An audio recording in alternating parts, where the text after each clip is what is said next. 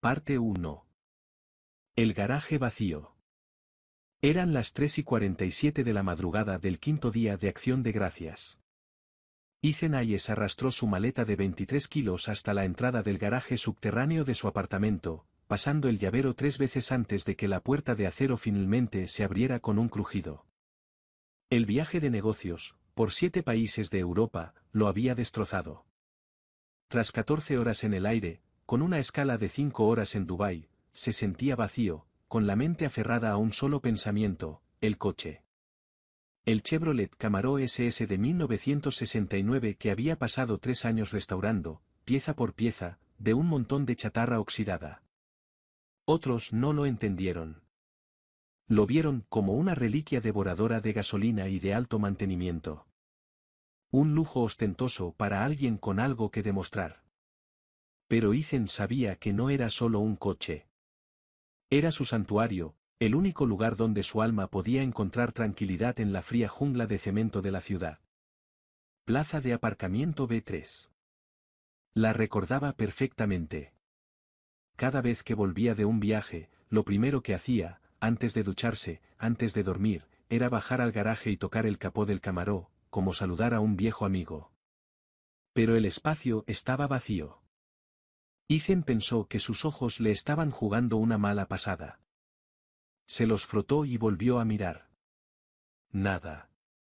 Dentro de las líneas blancas, solo había una pequeña mancha oscura de aceite, prueba de que algo había estado allí. Su corazón dio un vuelco. No, debe ser un error. Quizás la administración del edificio lo movió. Quizás mis padres lo llevaron a reparar. Corrió hacia el ascensor, con las ruedas de su maleta resonando con fuerza, y el sonido resonó por el cavernoso garaje. Pulsó el botón de llamada una docena de veces, pero el número de planta cambió con una lentitud agonizante. Olvidándolo, se dio la vuelta y subió corriendo 6 tramos de escaleras, entrando de golpe por la puerta de su apartamento, sin aliento. La luz de la sala estaba encendida. Su padre, David, estaba desplomado en el sofá, viendo la repetición de un desfile navideño. Un tazón de palomitas y algunas botellas de cerveza vacías llenaban la mesa de centro.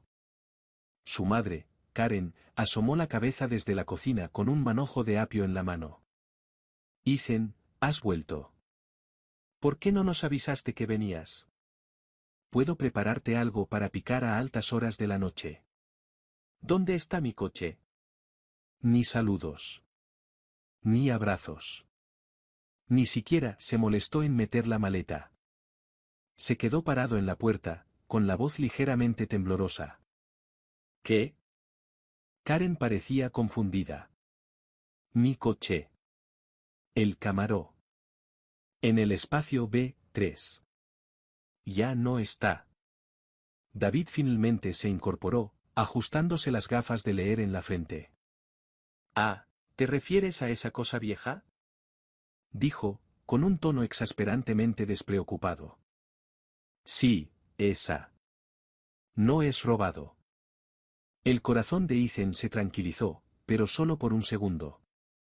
Las siguientes palabras de su padre fueron como un puñal que se le clavaba en el pecho. Tu prima Chloe necesita un coche para desplazarse. Vino el otro día, me dijo que el tuyo le parecía genial y que quería prestárselo un rato. Tu madre y yo pensamos, llevas tanto tiempo fuera que el coche solo está cogiendo polvo. Así que la dejamos tomarlo. La voz de Ethan se elevó una octava. ¿Ese es mi coche? Un clásico que vale casi $150.000. ¿Cómo pudiste, sin siquiera preguntarme? $150.000? Interrumpió Karen, dejando el apio sobre la tabla de cortar con el rostro endurecido. No seas tan dramático. Una lata de 50 años no vale tanto.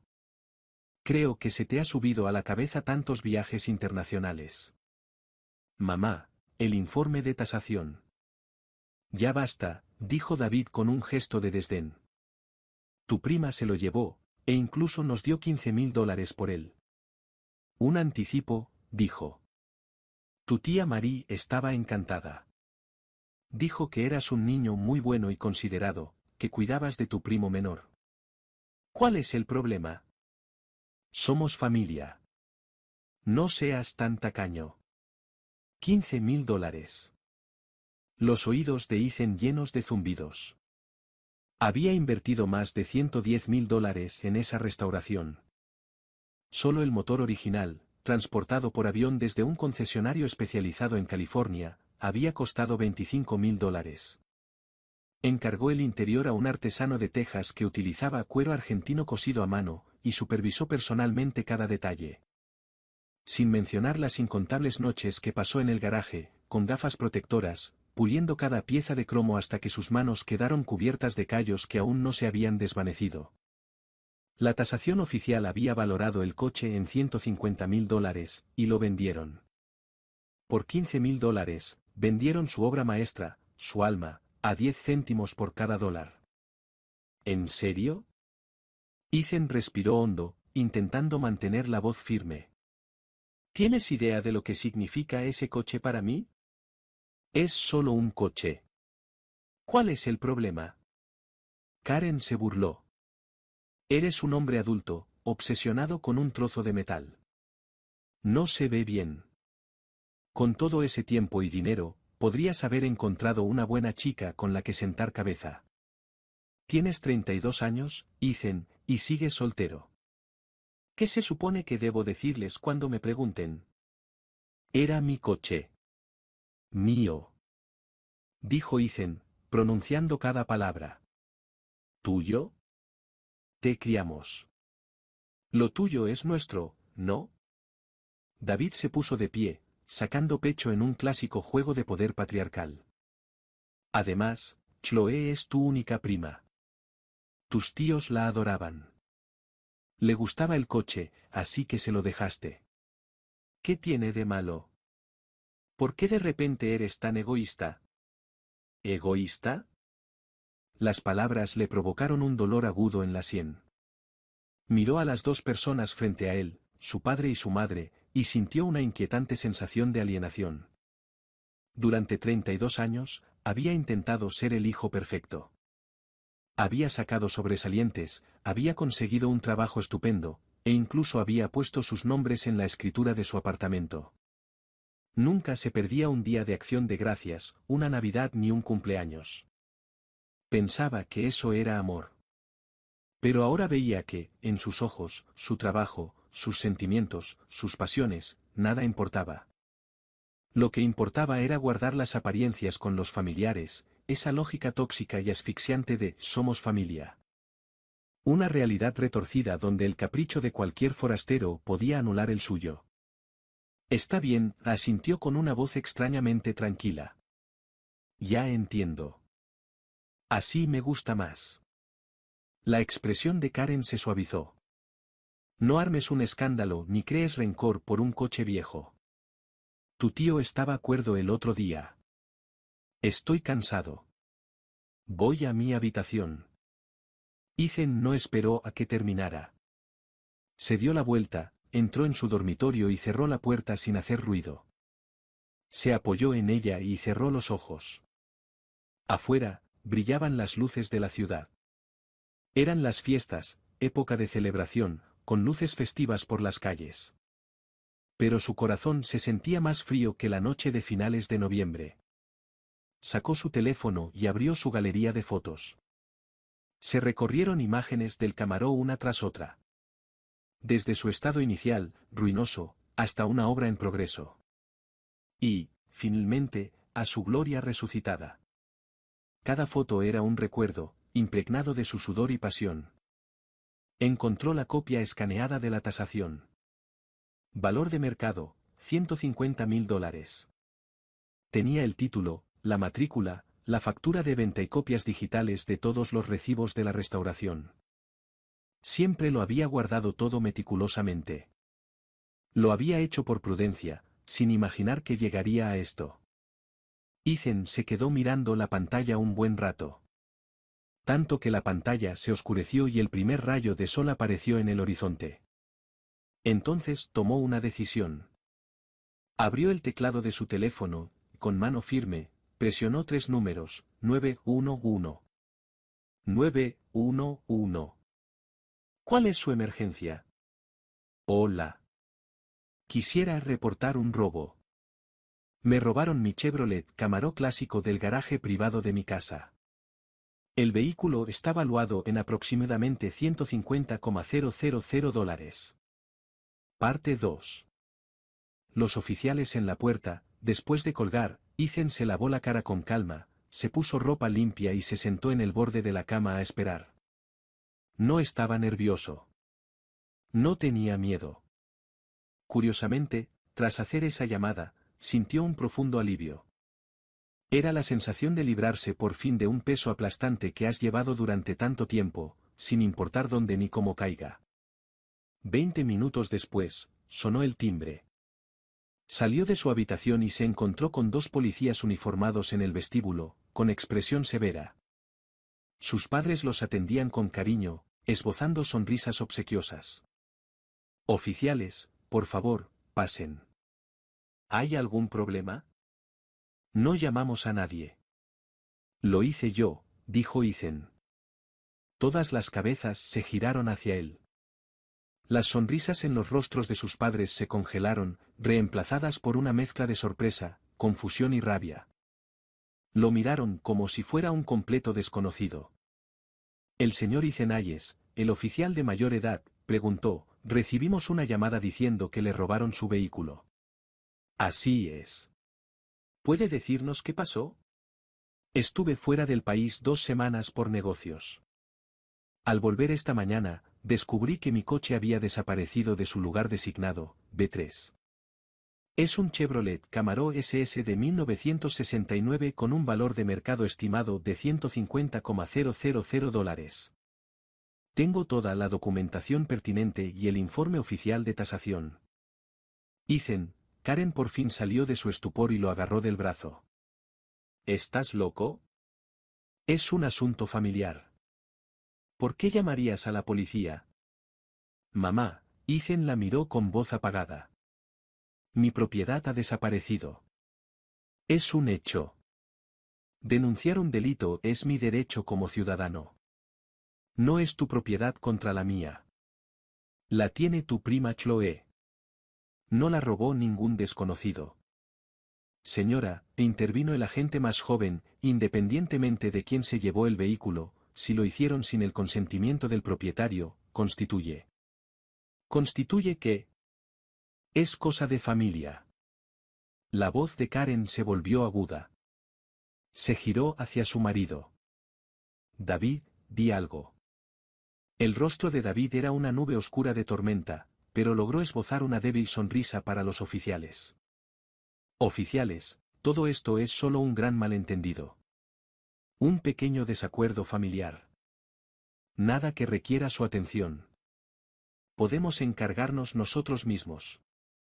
Señor, se ha denunciado un delito y debemos realizar una investigación exhaustiva. Dijo el oficial de mayor edad con tono firme pero educado. Señor Hayes, ¿podríamos ver su identificación y la documentación del vehículo? Por supuesto. Ethan regresó a su habitación y trajo una carpeta que había preparado. Su licencia de conducir. El título original del vehículo. La matrícula. El contrato de compra del vehículo siniestrado. Un fajo grueso de recibos de la restauración de 3 años, por un total de casi $110,000. Y el informe oficial de tasación de la autoridad certificada, $150,000. Los dos oficiales examinaron los documentos, con expresiones cada vez más serias. Señor Hayes, este vehículo está registrado a su nombre y su valor es considerable, dijo el agente mayor, cerrando la carpeta. Mencionó las llaves del garaje y de su apartamento.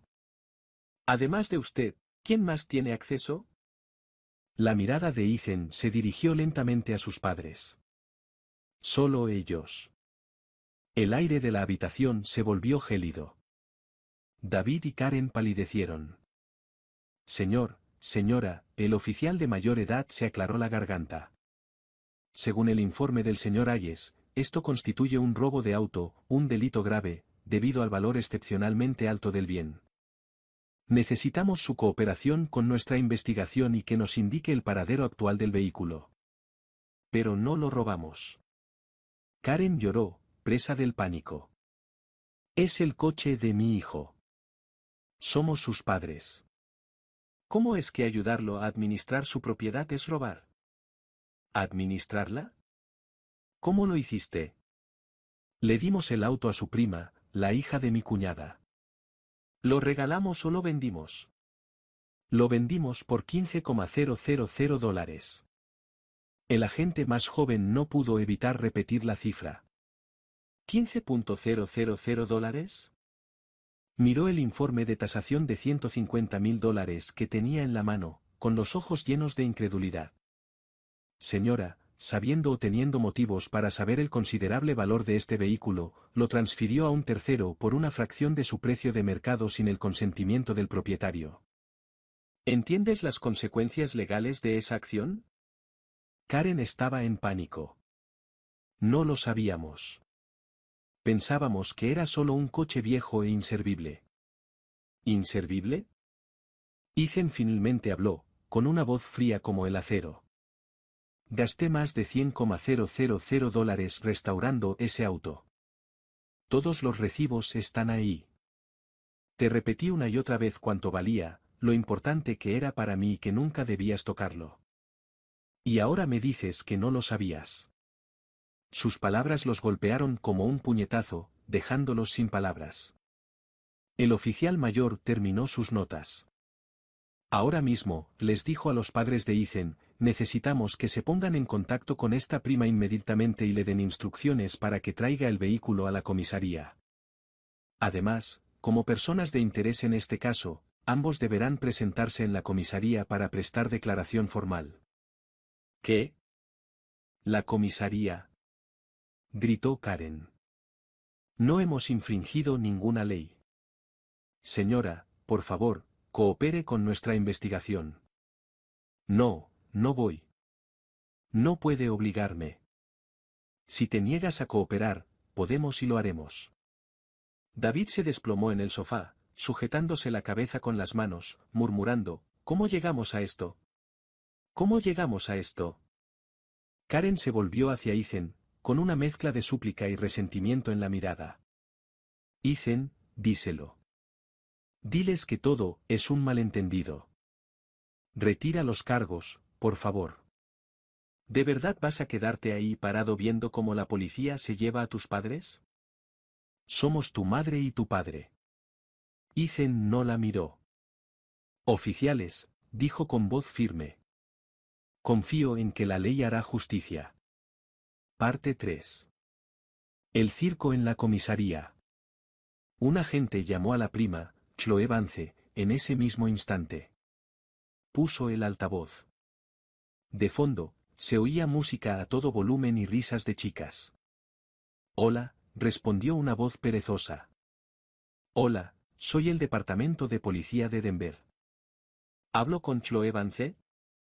La música y las risas cesaron de golpe. ¿La policía? ¿Qué quieres de mí? Estamos investigando el reporte de un vehículo robado. Un Chevrolet Camaro de 1969. Número de matrícula. El agente lo leyó. Según nuestra información, el vehículo está actualmente en su posesión. Debes cesar toda actividad de inmediato y llevar el coche a la comisaría número 4 para interrogarlo. ¿Robado? La voz de Chloe se volvió estridente. Imposible. Mis tíos me vendieron ese coche. Te equivocaste por completo. Podemos averiguarlo cuando llegues. Seamos claros. Si coopera ahora, estará colaborando en una investigación. Si intenta huir u ocultar el vehículo, la situación cambiará por completo. Te sugiero que lo pienses bien. Siguieron unos segundos de silencio, solo interrumpidos por el sonido de una respiración agitada. Enseguida voy. Una hora después, todos estaban reunidos en una pequeña y aséptica sala de conferencias en la comisaría. Ethan estaba sentado a un lado de la mesa, sus padres al otro. Su tía, Mary Vance, y su tío, Rick, irrumpieron momentos después de recibir una llamada frenética de su hija, ambos parecían toros enfurecidos. Ethan, Marie empezó a gritar en cuanto entró. ¿Te has vuelto loco? ¿Llamaste a la policía por tu propio primo por un coche estúpido? ¿Te da vergüenza? Se abalanzó sobre él, intentando agarrarlo del cuello, pero un agente se interpuso entre ellos. Señora, necesita calmarse. Esto es una comisaría. ¿Calmarse? ¿Cómo puedo calmarme? La voz de Marie era tan fuerte que hacía vibrar las ventanas. Si algo le pasa a mi hija, haré que la vida de tu familia sea un infierno. Rick estaba a su lado, haciendo el papel del anciano decepcionado. Ethan, tú eres el que está equivocado. Chloe es tu prima. Le gustaba tu coche. Como su prima mayor, deberías haber estado feliz de dejárselo. Tus padres estuvieron de acuerdo. Incluso cobraron por ello. No tienes por qué hacer semejante escándalo. ¿Intentas avergonzar a toda la familia? Ethan miró al dúo, con una profunda sensación de absurdo. Emery, tío Rick, empezó en voz baja pero cortante. Primero, Chloe no es una niña. Tiene 28 años y es mayor de edad. Segundo, ese coche es de mi propiedad, no un juguete para regalar. Tercero, mis padres no tienen derecho a disponer de mis bienes, lo que invalida su acuerdo. Y cuarto, esto no es una escena. Es un delito. Tú. Marie estaba tan enfadada que temblaba, incapaz de articular una frase coherente. En ese momento, Karen salió de una sala de interrogatorios. Al ver la discusión, se sumó de inmediato a la refriega. Ethan, ¿cómo te atreves a hablarles así a tus tíos? Discúlpate ahora mismo. Luego se volvió hacia Marie, con una expresión de apaciguamiento. Marie, por favor, no te enfades. Es culpa nuestra. No lo criamos bien. Es terco, se le mete una idea en la cabeza.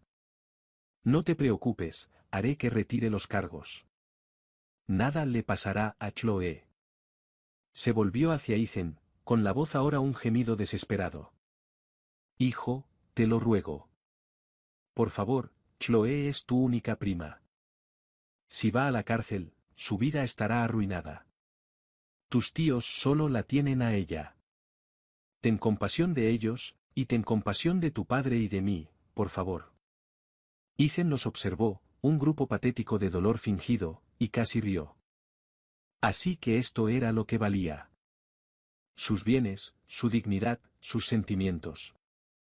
Todo valía menos que el capricho pasajero de un primo, menos que la farsa de la unidad familiar. No, dijo, meneando la cabeza, no voy a retirar los cargos. Su negativa fue como echar un balde de agua sobre un incendio. La habitación explotó. Marie se tiró al suelo, gimiendo y gritando, maldiciendo el nombre de Ethan. Karen se unió a la fiesta, llorando por haber dado a luz a un monstruo desagradecido. David y Rick se quedaron allí, suspirando dramáticamente y lanzando miradas de condena a Ethan, como si fuera el villano de la historia. Todo el vestíbulo de la comisaría resonaba con su teatralidad, atrayendo las miradas de todos los que pasaban. Ethan se quedó en el ojo del huracán, sintiéndose completamente distante. Ya no estaba enojado. No estaba triste. Estaba cansado. En ese momento, un oficial se le acercó.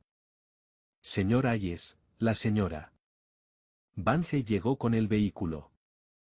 Está incautado temporalmente. Necesitamos que vengas a identificarlo. Ethan asintió y siguió al oficial fuera de la habitación. Pasó junto a sus padres, su tía y su tío sin mirarlos ni una sola vez. Parte 4, 150.000 contra 15.000. En el depósito de coches de la comisaría, Ethan volvió a ver su Camaro. Estaba bajo las fuertes luces fluorescentes, con un aspecto deslucido. La carrocería estaba cubierta de polvo. Un ambientador barato colgaba del retrovisor, y el cuero a medida del asiento del conductor estaba cubierto de largos mechones de pelo y migas de comida rápida. Un perfume empalagoso, mezclado con el olor rancio del humo de cigarrillo, ya impregnaba el interior que él había mantenido con tanto esmero. Un puño se cerró sobre el corazón de Ethan, apretándolo tan fuerte que apenas podía respirar. Chloe estaba de pie junto al coche, cabizbaja, con el rostro pálido bajo una gruesa capa de maquillaje. Llevaba un top corto, una minifalda y tacones de 15 centímetros, parecía recién salida de una discoteca. Al ver a Ethan, se estremeció y apartó la mirada. «Señor Hayes, ¿puede confirmar que este es el vehículo robado?», preguntó el agente. Ethan dio una vuelta lenta alrededor del coche, fijándose en cada detalle. Había un arañazo reciente en la llanta trasera derecha. Alguien había pasado las uñas por el capó, dejando finas líneas blancas en la pintura. El asiento trasero estaba lleno de botellas de licor vacías y envases de comida para llevar. Cerró los ojos y respiró hondo para tranquilizarse. «Es mi coche», dijo. «En cuanto a los daños, tendré que hacer un inventario completo. Pero lo que sí puedo confirmar es que lo poseían y lo operaban ilegalmente sin mi conocimiento ni consentimiento». Chloe tembló, finalmente levantó la vista y forzó una sonrisa patética. «Por Ethan, lo siento mucho. Es que me encanta el coche y no estaba pensando con claridad. Tienes un gran corazón, ¿verdad? Por favor, perdóname solo por esta vez. Te juro que no lo volveré a hacer». Ya era demasiado tarde para eso. De vuelta en la sala de conferencias, el ambiente había cambiado. El detective Miller, el oficial a cargo del caso, colocó todos los documentos sobre la mesa. «Los he traído aquí para una conversación formal», dijo con voz seria. «Primero, quiero aclarar que, según las pruebas, este es un asunto extremadamente serio. El vehículo robado está valuado en $150,000, lo que se considera hurto mayor según el Código Penal estatal. Si es declarado culpable, el principal sospechoso enfrenta una pena de hasta 10 años de prisión». 10 años. Las palabras impactaron la sala como una granada aturdidora. El llanto de Marie se detuvo en seco. La sangre desapareció del rostro de Chloe. David y Karen se quedaron boquiabiertos. «Oficial, eso no puede ser cierto», balbució Rick. «Fue solo un asunto familiar, un malentendido». «¿Un malentendido?». La mirada del detective Miller se agudizó. «Tomaste las llaves sin el conocimiento del dueño, sustrajiste el vehículo de su propiedad y realizaste una venta fraudulenta por una fracción de su valor. ¿A eso le llamas malentendido?». Se giró hacia Chloe. «Señora Vance, ¿se los pagó a sus tíos por esos $15,000? Chloe asintió bruscamente. «Sí, me han recomendado». El detective miró entonces a David y Karen. «¿Y recibió ese pago?». Karen asintió, aturdida. «De acuerdo», dijo el detective Miller. «Los hechos son claros y tenemos pruebas que los respaldan. Lo que suceda después depende en gran medida de la víctima, señor Hayes». Se volvió hacia Ethan, suavizando ligeramente el tono. «Señor Hayes, entendemos que esta es una situación difícil. La ley fomenta la resolución interna de disputas familiares siempre que sea posible. Si está dispuesto a recurrir a la mediación, clasificarla como una disputa familiar y llegar a un acuerdo, podemos proceder en consecuencia. Esto podría implicar retirar los cargos o recomendar una pena menor. Sin embargo, si desea presentar cargos y emprender acciones penales, mi oficina remitirá el caso a la Fiscalía. La decisión es suya». En un instante, todas las miradas en la sala se posaron en Ethan. Marie se arrastró por el suelo y se arrodilló frente a él, inclinando la cabeza. «Ethan, por favor, te lo ruego. Perdona a Chloe por esta vez. Ella es todo lo que tenemos. Si va a prisión, Rick y yo no podremos seguir adelante». Karen corrió hacia él, agarrándolo del brazo, con lágrimas y mocos corriéndole por la cara. «Hijo, escúchame. Nos equivocamos. Sabemos que nos equivocamos. Por la madre que te crió, deja ir esto». deja ir a tu primo y a nosotros también. David y Rick, aunque no se arrodillaron, se pusieron de pie e hicieron una profunda reverencia en su dirección. Ethan, lo siento, murmuró su padre. Ethan, tu tío se pasó de la raya. Te pido disculpas. Estaban representando un drama desgarrador solo para él. Usaban lágrimas, culpa y lazos familiares para construir una prisión de obligaciones, intentando obligarlo a someterse. Si esto hubiera sucedido ayer, Ethan se habría ablandado. Podría haberse rendido. Pero ahora, su corazón se había congelado al ver ese espacio de estacionamiento vacío. Observó a los personajes que tenía delante, con rostros marcados por el remordimiento y la desesperación. Su actuación fue tan convincente que casi se podía sentir la tristeza en el aire. Pero en el fondo de sus ojos, no veía verdadero arrepentimiento. Veía miedo. Miedo a la cárcel. Miedo a las consecuencias. No se arrepentían de haberle hecho daño. Lamentaron que los hubieran atrapado. Lenta y deliberadamente, Ethan separó los dedos de su madre de su brazo. Su agarre era sorprendentemente fuerte, sus uñas clavándose en su carne. Se puso de pie, su mirada se posó en el detective Miller. Detective, su voz era clara y firme, cada palabra con firmeza. No entraré en mediación. La habitación se sumió en un silencio sepulcral. El llanto de Marie cesó. Las lágrimas de Karen se congelaron en sus mejillas. Chloe empezó a temblar sin control. David y Rick lo miraron con total incredulidad, como si fuera un demonio invocado desde las profundidades del infierno. No considero esto una disputa familiar, continuó Ethan. Mis bienes legales fueron robados, malversados y vendidos ilegalmente sin mi conocimiento. Eso no es una disputa, es un delito. Si hoy me rindiera por alguna idea retorcida de la familia, no solo me estaría fallando a mí mismo, sino que estaría burlando la ley. Mi decisión es proceder con el proceso y exigir a cada persona involucrada que rinda cuentas por sus actos con todo el peso de la ley. David gritó, corriendo para atraparla. La sala se sumió en el caos. Rick empezó a gritarle a Ethan, llamándolo un cabrón sin corazón que intentaba matar a su propia madre.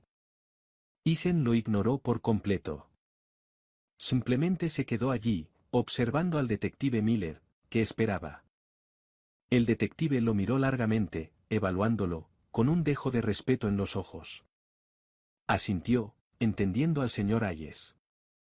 Cuando terminó de hablar, Chloe, que había estado acurrucada en un rincón como un pájaro asustado, finalmente se derrumbó. Se puso de pie de un salto, señalando con un dedo tembloroso a los padres de Ethan y a los suyos.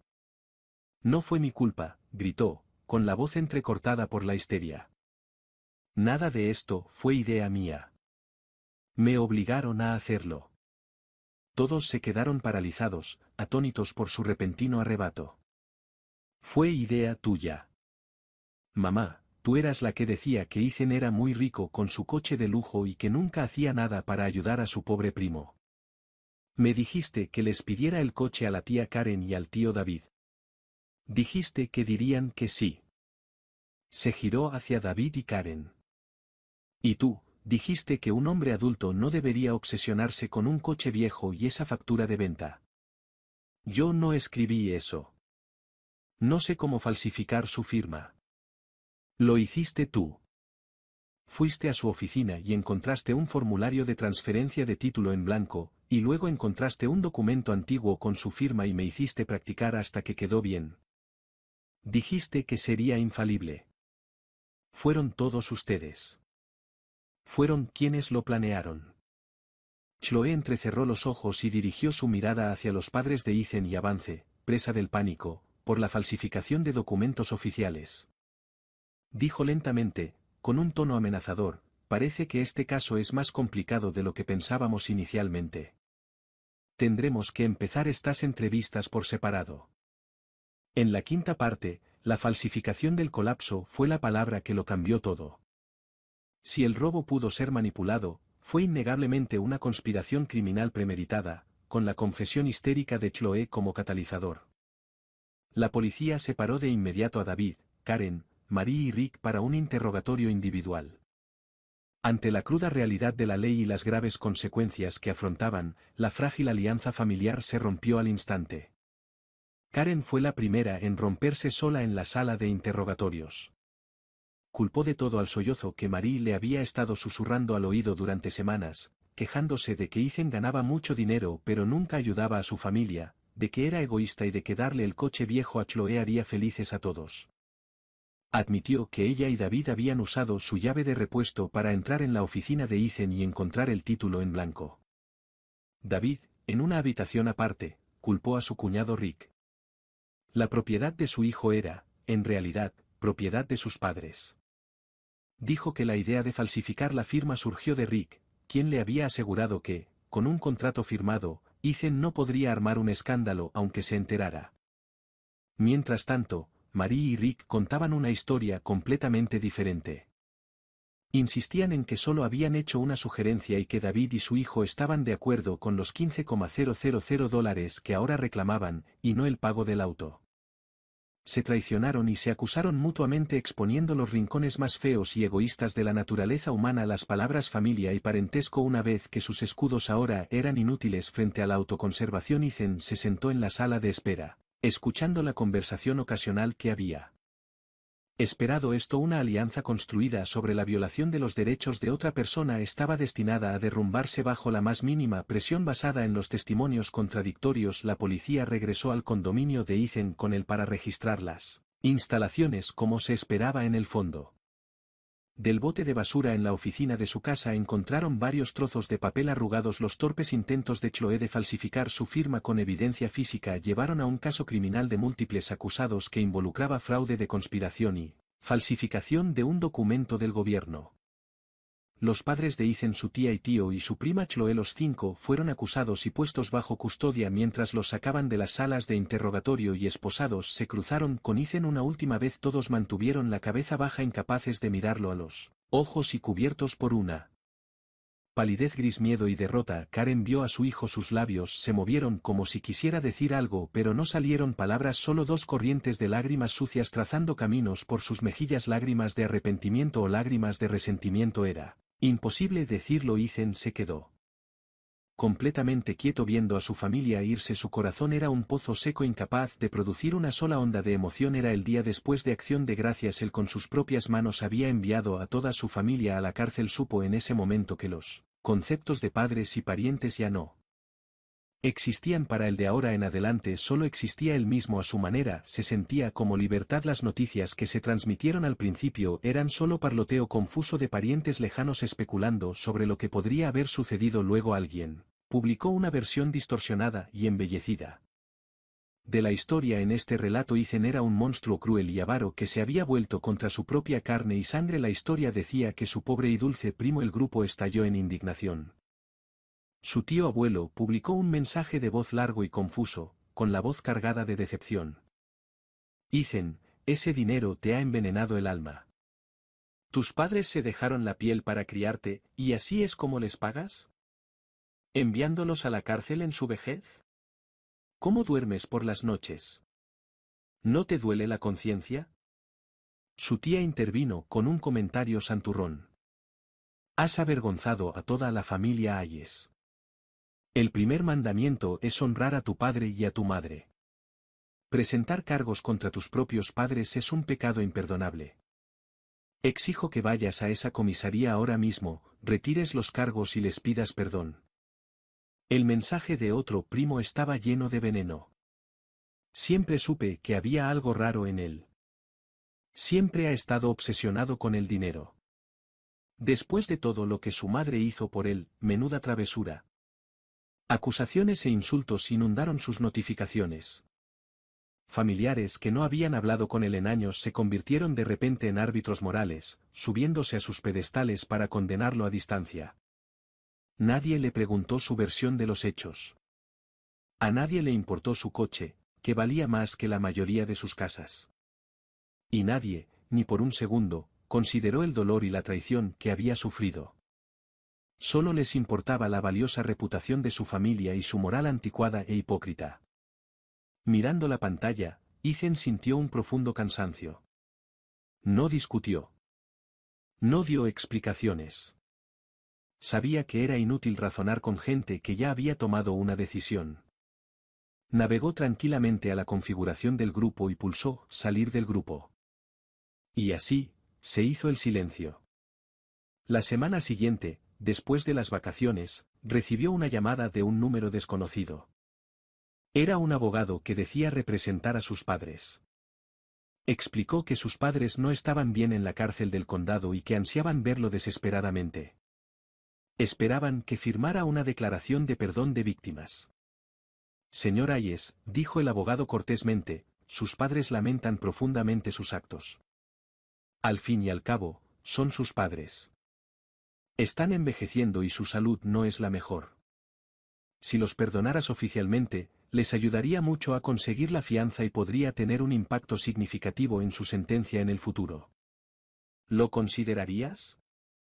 No lo haré. Ethan lo interrumpió. Hubo una pausa al otro lado de la línea. El abogado cambió de táctica. Señor Hayes, entiendo que esté enojado, pero debe ver el panorama general. La sangre es más espesa que el agua. Esta es tu familia. Si insistes, tus padres y familiares tendrán antecedentes penales. Eso es una mancha en todo el apellido de la familia. ¿De verdad crees que no afectará tu futuro? ¿Tu reputación? ¿La mía? Ethan soltó una risa fría y amarga. Mi reputación quedó destruida por ellos en el momento en que decidieron robarme mis bienes y falsificar mi nombre. Por favor, transmita un mensaje a sus clientes de mi parte, consejero. Para mí, ya no son mi familia. Son criminales. Y mi único objetivo es asegurarme de que afronten las consecuencias legales de sus actos. En cuanto a una declaración de perdón, nunca la recibirán. Colgó y bloqueó el número. Sabía que esto tendría consecuencias. Estaba totalmente preparado para ser condenado al ostracismo por toda la familia, para ser objeto de sus chismes durante años. ¿Y qué? Comparado con una vida de ser desangrándose, manipulado e irrespetado por estos supuestos seres queridos, él elegiría la soledad y la dignidad en cada ocasión. Parte 7. La balanza de la justicia. Ethan se puso manos a la obra. Contrató al mejor abogado penalista de la ciudad y le dio una simple directiva: procesar con todo el peso de la ley, sin acuerdos ni gestiones.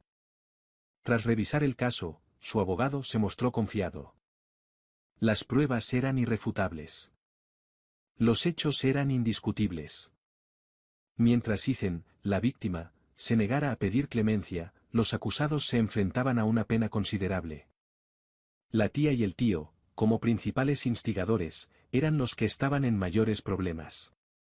Proceda como dicta la ley, le dijo Ethan.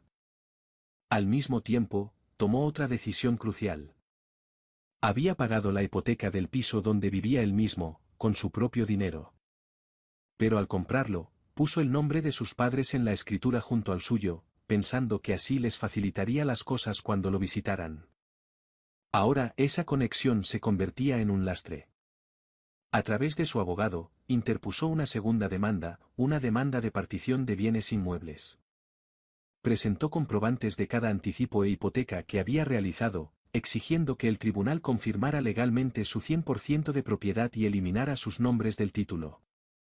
No solo los enviaba a la cárcel. Cortaba sistemáticamente, legal y económicamente todo vínculo que lo unía a ese sistema familiar tóxico.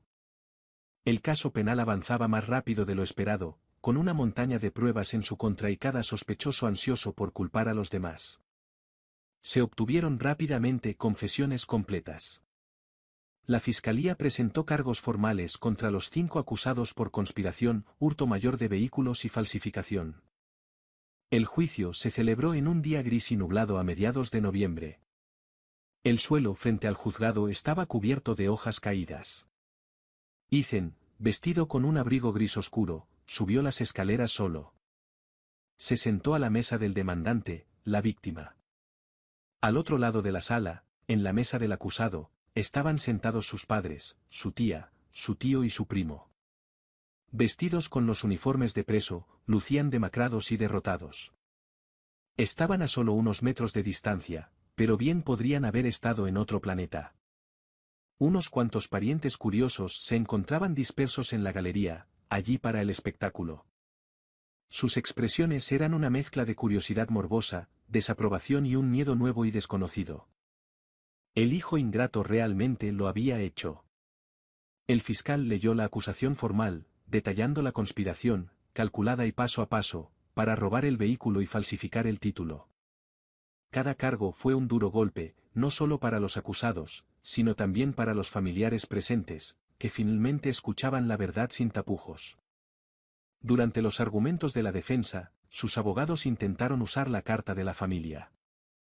Argumentaron que todo era un terrible malentendido, una disputa doméstica que se había descontrolado. Presentaron a los acusados como personas sencillas, sin conocimientos jurídicos y con buenas intenciones, y pidieron clemencia al tribunal. Cuando el abogado de Ethan se levantó para hablar, su voz resonó en la sala. Su señoría, la fiscalía afirma que no se trató de una simple disputa familiar. Se trató de una conspiración criminal calculada, planificada durante varias semanas, con roles claros e intenciones maliciosas. Los acusados se aprovecharon de la ausencia del demandante, su confianza y su profundo conocimiento de su vida para cometer el robo. Después, para ocultar su crimen, recurrieron a la falsificación y al fraude. Esto no es propio de quienes desconocen la ley. Es un descarado desprecio por la ley. Más importante aún, el abogado hizo una pausa, recorriendo con la mirada a los acusados. El daño infligido a mi cliente, el señor Hayes, no se limita a la pérdida financiera de $150.000. Es el profundo e irreparable trauma psicológico de ser traicionado por sus seres queridos. Es la destrucción total de la confianza familiar. Si actos criminales de esta magnitud pueden excusarse o perdonarse en nombre de la familia, ¿cuál es el propósito de nuestra pérdida? ¿Qué sucede con la esencia misma de nuestra sociedad? Finalmente, el abogado le hizo un gesto a Ethan, indicando que era su turno de dar su declaración de impacto en la víctima. Ethan se levantó y caminó hacia el podio. No miró ninguna nota. Miró directamente al juez. No tengo mucho que decir, comenzó con voz tranquila y clara. Solo le pedí al tribunal que considerara una pregunta. Si el objeto que habían robado no era un coche de $150.000, sino algo de 1.500 o incluso $150.000, ¿creerían entonces que sus acciones estaban justificadas? ¿Acaso el hecho de que sea su hijo, su sobrino, les da derecho a saquear mi vida a su antojo? Siempre dicen que la sangre es más espesa que el agua, pero he aprendido que la verdadera familia se construye con respeto, comprensión y amor, no con derecho a todo y chantaje emocional. En el momento en que decidieron hacerme esto, se nos heló la sangre. Pedí al tribunal que dictara una sentencia justa. No se trata de venganza. Se trata de enviarles un mensaje, tanto a ellos como a mí, de que los adultos deben rendir cuentas por sus decisiones. Gracias. Hizo una ligera reverencia al juez y regresó a su asiento. La sala estaba en completo silencio. En la mesa del acusado, Karen finalmente se derrumbó, sollozando desconsoladamente. David agachó la cabeza, con los hombros temblorosos. Ethan no sabía si realmente entendían sus palabras, si sentían algún remordimiento real, pero ya no importaba. Había dicho lo que tenía que decir. Había hecho lo que creía correcto. Parte 8. El veredicto tras un breve receso. El juez regresó para dictar el veredicto y la sentencia. El resultado se aproximó a lo que el abogado de Ethan había predicho. Chloe Vance, por su papel como cómplice directa, recibió una sentencia de 3 años de libertad condicional, con la condición de realizar servicios comunitarios y pagar una multa de $10.000. La levedad de la sentencia se debió a su plena cooperación, su confesión y su historial limpio. Marie y Rick Vance, identificados como los principales artífices del plan, no tuvieron tanta suerte. Se determinó que habían desempeñado un papel central en una conspiración criminal. Marie fue sentenciada a 3 años de prisión estatal. Rick recibió 2. Se les ordenó prisión preventiva de inmediato. Y los padres de Ethan, David y Karen Hayes, por su papel de apoyo en el crimen y considerando su edad, fueron sentenciados a 2 años de libertad condicional y una multa considerable. Cuando el juez leyó las sentencias, Marie se quedó sin fuerzas y los alguaciles tuvieron que detenerla. Chloe dejó escapar un suspiro largo y tembloroso, y el alivio le inundó el rostro. David y Karen parecían aturdidos, perdidos. Para ellos, tal vez, fue una victoria vacía. Evitaron la cárcel, pero llevarían la etiqueta de delincuentes convictos por el resto de sus vidas. Después del proceso, Ethan salió del juzgado sin hablar con nadie. La repentina luz del sol era cegadora. Se protegió los ojos con una mano, sintiendo como si acabara de completar la tarea más difícil de su vida. Al llegar al pie de las escaleras del juzgado, vio un rostro inesperado, su mejor amigo, Ben Carter. Ben estaba allí de pie con 2 tazas de café. Al ver a Ethan, le dedicó una pequeña sonrisa cómplice. Pensé que te vendría bien una de estas. Ethan se quedó mirando un segundo, luego tomó el café y se sentó en los escalones. ¿Cómo supiste que el juicio era hoy? Olvidas que mi esposa es asistente legal en la fiscalía. Ben se sentó a su lado. Este caso ha sido el centro de atención. El tipo que demandó a su propia familia y ganó. Así me llaman. Ethan esbozó una sonrisa irónica. Oye, es un cumplido, dijo Ben, volviéndose hacia él. En serio, tío, hiciste lo correcto. Ethan no respondió, solo tomó un sorbo de café caliente. El calor le recorrió el pecho, un pequeño consuelo. Me enteré de lo del coche, dijo Ben. El Camaro, ¿verdad? Recuerdo la primera vez que trajiste ese cacharro a casa hace 3 años. Pensé que te habías vuelto loco. Me lo dijiste. Repetidamente. Sí, bueno, luego te vi revivirlo, dijo Ben.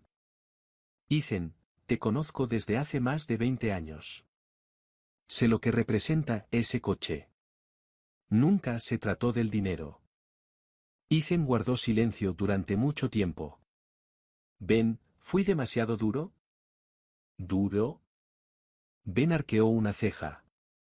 Tus padres te robaron el coche, lo vendieron por una miseria y falsificaron tu firma. Eso no es duro.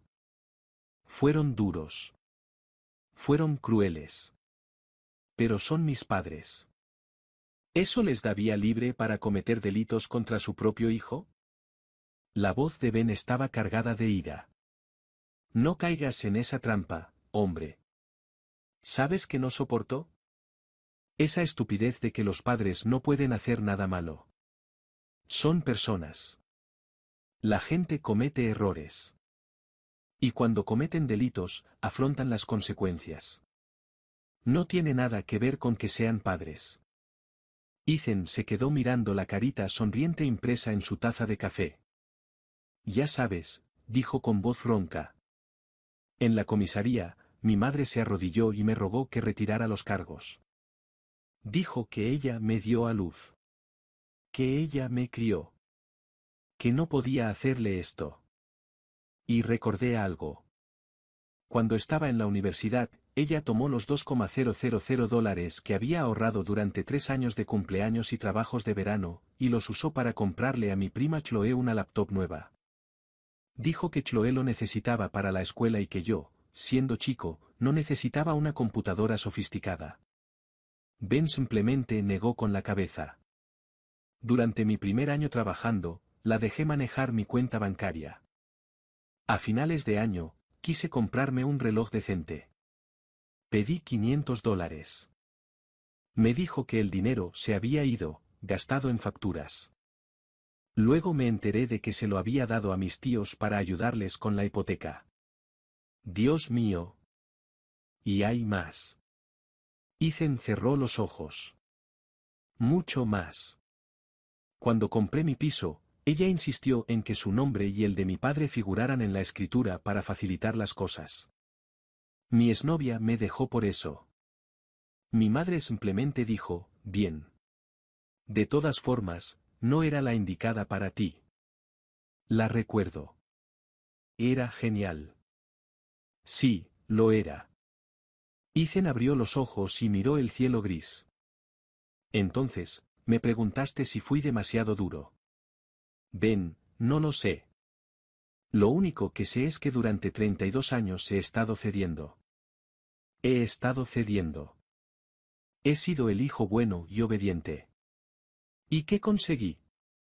Unos padres que se creían con tanto derecho a mi vida que creían tener derecho a robarme.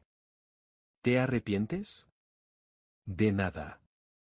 Ethan pensó un buen rato y luego negó con la cabeza. No, dijo. Solo estoy cansado. Ben extendió la mano y le dio una palmada en el hombro. Se supone que deberías estar cansado. Destruir tu vida hasta los cimientos y reconstruirla es un trabajo duro. Pero lo superaste. Ahora mejorará. Se sentaron en las escaleras un buen rato hasta que el café se enfrió y el sol empezó a ponerse. Hasta que el juzgado quedó vacío. Finalmente, Ben se levantó y se estiró. Vamos. Te invito a cenar. ¿Qué vamos a pedir? Filete. Ben Green. El filete más grande y caro del menú. Estamos de celebración. ¿Celebrando qué? Celebrando el día en que finalmente aprendiste a vivir por ti mismo. Parte 9. Unos días después, la policía de Poundlot entregó el Camaro de Ethan. Lo remolcó directamente a su taller de restauración de confianza. Atendido por un veterano llamado Sal, el mismo hombre que lo había guiado durante los 3 años de construcción. Sal dio una vuelta alrededor del coche, revisó los bajos, abrió el capó y dejó escapar un largo suspiro. Chico, le dieron una paliza. A Ethan se le encogió el corazón. ¿Qué tan mal está? Mira, Sal señaló los arañazos en el capó. Clavos. Y aquí, la llanta trasera derecha está hecha un desastre. Probablemente la estrellé contra la acera al intentar aparcar. ¿Y el interior? Dios mío. El olor a humo y perfume barato. El cuero está arruinado. Tendremos que arrancarlo todo. Ethan cerró los ojos. ¿Puedes arreglarlo? Todo tiene arreglo. Solo es dinero. Sal, un cigarrillo. Te doy un estimado. Para que vuelva a la normalidad, te costaría unos 25.000. Hazlo, dijo Ethan sin dudarlo. Arréglalo todo. Lo tienes, asintió Sal. Dame 2 meses. Estará mejor que nueva. Con el auto resuelto, su otra demanda, la de partición del condominio, se resolvió rápidamente. La evidencia era abrumadora. El contrato de compraventa, los documentos del préstamo y años de extractos bancarios demostraron que él era el único contribuyente financiero. El juez falló a su favor, otorgándole la titularidad exclusiva de la propiedad. El tribunal le ordenó pagar a sus padres una suma simbólica de $20.000 para comprar oficialmente cualquier posible participación que pudieran tener. Ethan transfirió el dinero a su abogado ese mismo día. Todas las batallas legales finalmente habían terminado. No solo les había hecho pagar por sus crímenes, sino que los había borrado legalmente de su vida financiera. A principios de diciembre, Ethan condujo su Camaro recién restaurado de vuelta al complejo de condominios por última vez. Sus padres estaban allí. Según los términos de su libertad condicional, no podían salir de la ciudad. Cuando lo vieron llegar en el reluciente coche, sus expresiones eran una mezcla de vergüenza, miedo y un atisbo de resentimiento. Ethan no entró. Simplemente les entregó un documento. Esta es la orden judicial. El condominio ahora es legal y exclusivamente mío, dijo con voz desprovista de emoción. Te doy una semana para empacar tus cosas y mudarte. Ethan, nos estás echando. La voz de Karen estaba cargada de incredulidad. Este es nuestro hogar. ¿A dónde se supone que debemos ir? Preguntó David. A tu casa. Ethan los miró fijamente a los ojos. En el momento en que conspiraste para robarle a tu propio hijo para complacer a alguien más, perdiste tu derecho a esta casa. A dónde vayas es tu problema. Los $20,000 que te di son más que suficientes para alquilar un pequeño apartamento en algún lugar. Maldito desagradecido. David tembló de rabia y levantó una mano como si fuera a golpearlo. Ethan ni se inmutó. Él simplemente le devolvió la mirada, fría y dura. La mano de David quedó suspendida en el aire un instante antes de caer flácida a su costado. Sabía que ya no tenía derecho a ser ese padre. Karen se abalanzó sobre Ethan y lo agarró del brazo. Ethan, por favor, no hagas esto. Nos equivocamos. Sabemos que nos equivocamos. Nunca volveremos a hacer algo así. Solo denos otra oportunidad, por favor. Ethan miró las manos que le agarraban el brazo, manos arrugadas y manchadas por la edad. Las mismas manos que le habían enseñado a caminar, que lo habían cuidado durante las fiebres, que le habían preparado la lonchera para la escuela. Y las mismas manos que habían abierto el cajón de su escritorio y permitido la falsificación de su nombre. Mamá, dijo en voz baja.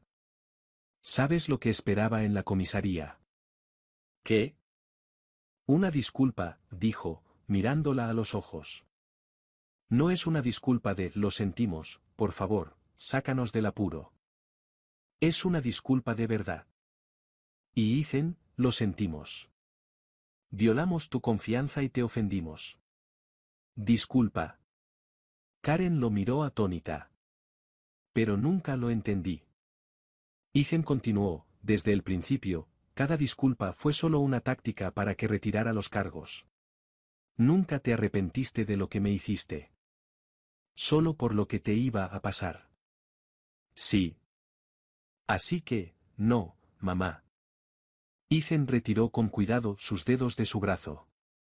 No soy cruel. Es la consecuencia de que me hayas destrozado el corazón. Se dio la vuelta, se subió a su coche y arrancó el motor. Con un rugido gutural, arrancó, dejando atrás para siempre el lugar que una vez llamó su hogar. Por el retrovisor, vio a sus padres de pie en la puerta, sus figuras encogiéndose hasta convertirse en meros puntos borrosos, desapareciendo finalmente de la vista. No miró atrás. Parte 10. Un nuevo comienzo después de dejar la casa de la traición. Lo primero que hizo Ethan fue buscar un nuevo lugar para vivir. Eligió un apartamento en un rascacielos en el corazón de la ciudad. Uno con un sistema de seguridad de última generación y su propio garaje subterráneo vigilado. No lo eligió por el lujo, sino por la tranquilidad. El acceso requería reconocimiento facial y el llavero. El garaje contaba con vigilancia 24/7. Todos los vehículos que entraban o salían estaban cerrados. Nunca más volvería a experimentar esa sensación desgarradora de encontrar un espacio de estacionamiento vacío. Se mudó un fin de semana frío pero soleado de mediados de diciembre. Alquiló una camioneta, y caja por caja, trasladó su vida fuera del viejo condominio. 30 cajas de libros, 2 maletas con ropa y algunos contenedores con recuerdos diversos, su diploma universitario, premios profesionales, recuerdos de sus viajes por el mundo. Se detuvo un momento en la sala vacía del viejo apartamento. Una foto familiar enmarcada aún colgaba en la pared.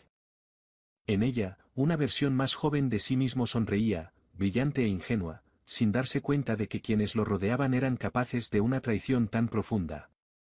Descolgó la foto y la tiró a una bolsa de basura. Entonces cerró la puerta y se marchó sin pensarlo 2 veces. Esa noche, en su nuevo apartamento, se sentó solo junto a los ventanales, contemplando el resplandeciente paisaje urbano. 1.000.000 de luces, 1.000.000 de historias. Su propia historia comenzaba un nuevo capítulo. Revisaba su teléfono. Unos mensajes de Ben. ¿Qué tal el nuevo sitio? Bien. Me contestaba. ¿Tomamos algo este fin de semana? Claro. Colgó el teléfono, fue a la cocina y se preparó un sencillo plato de ramen con huevo y espinacas. Sabía mejor que cualquier cosa que hubiera comido en años. Por primera vez en sus 32 años, se sintió verdaderamente libre. Nadie que lo regañe con su vida amorosa. Nadie que revise sus asuntos privados. Nadie que use a su familia como arma para controlar su vida. La sensación era embriagadora.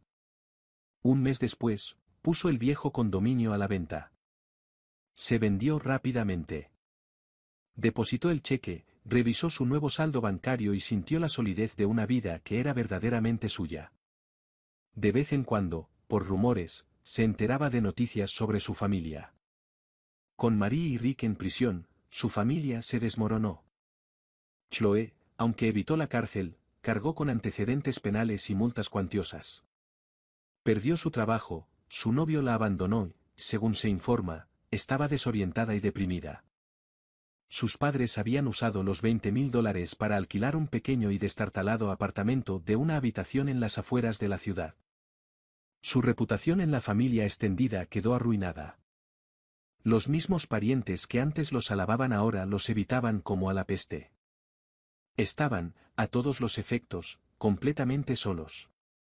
Se enteró de que su madre había enfermado y que su padre había envejecido 10 años de la noche a la mañana. Al parecer, intentaron contactarlo, pero su número de teléfono, su correo electrónico y todos sus contactos habían cambiado. Nunca fue a verlos. Nunca les envió ni un centavo más. Algunos lo llamaron despiadado, impasible. A él no le importó. Su bondad y empatía ahora estaban reservadas para quienes las merecían. Para quienes lo habían herido tan profundamente, su único principio era la distancia. Parte 11. Tiempo de sanación, resulta ser un sanador extraordinario. Las aristas del pasado comenzaron a suavizarse. La vida de Ethan no solo volvió a la normalidad, sino que mejoró más que nunca. Aceptó un nuevo trabajo en una empresa rival, un puesto más exigente con el doble de salario. Los fines de semana, salía con el camaró a explorar pueblos cercanos, subir montañas para ver el amanecer, ir a la costa a escuchar el mar. Su viejo amigo, el coche, seguía siendo su mejor compañero. Cada vez que agarraba el volante clásico y sentía el potente rugido del motor en la carretera, sentía una sensación de paz y fuerza. El coche era una metáfora de su vida. Había sido un trasto olvidado. Con sus propias manos, con su propio sudor y pasión, le había dado una nueva vida. Él había hecho lo mismo consigo mismo. Había roto las cadenas de una crianza tóxica, había limpiado los escombros y finalmente había construido algo nuevo y hermoso en su lugar. Pasó otro año. Era acción de gracias otra vez. Ethan condujo el camaró, solo, a un pequeño pueblo costero que no visitaba desde la universidad. Él y sus amigos habían pasado allí un fin de semana de 3 días, recorriendo la costa en bicicleta, jóvenes y despreocupados. Era uno de sus recuerdos más felices. Aparcó en un tramo desierto de la carretera costera, apoyado en la puerta del coche, viendo cómo el sol se ponía en el horizonte, donde el mar se unía al cielo. El aire salado se sentía limpio. Todo el cielo estaba bañado de un naranja y un rojo brillantes. Tomó una foto con su teléfono y la publicó en Instagram. El título era sencillo. Un año.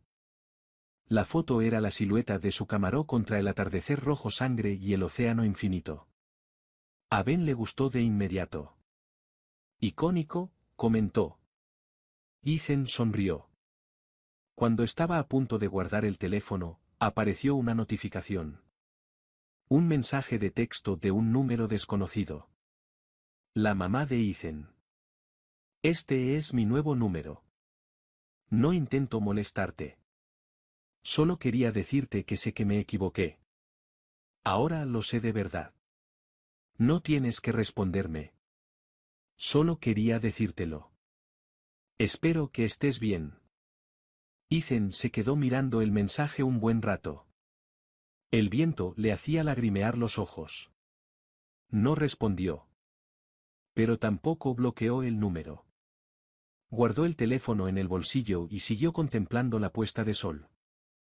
Hasta que el último rayo de luz desapareció bajo las olas. Hasta que el cielo se tiñó de un intenso índigo y empezaron a aparecer las primeras estrellas. Entonces se subió al coche, giró la llave y emprendió un largo viaje a casa. No sabía si su relación con sus padres podría alguna vez repararse. Quizás sí. Quizás no. Pero sabía que esa no era una pregunta que necesitara responder ahora mismo. Ahora mismo, solo necesitaba ser él mismo y vivir su vida. El futuro podía esperar. Parte 12. El epílogo. Pasaron 2 años más. Ethan tenía 35 años. Lo habían ascendido a director, el más joven en la historia de su empresa. Compró una casa con un garaje para 2 coches. Un lugar para el camaró, otro para un coche práctico de uso diario. Incluso tenía novia.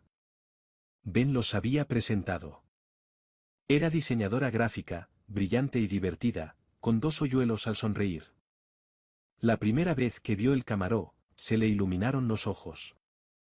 Dios mío, este coche es increíble. ¿Lo crees? ¿Bromeas?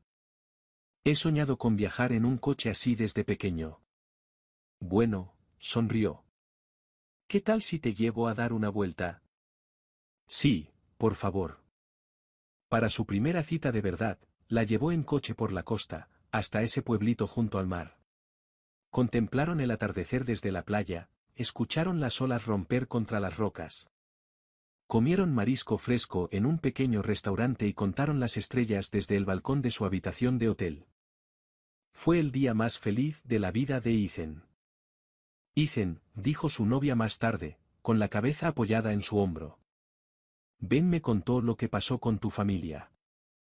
Su cuerpo se tensó ligeramente.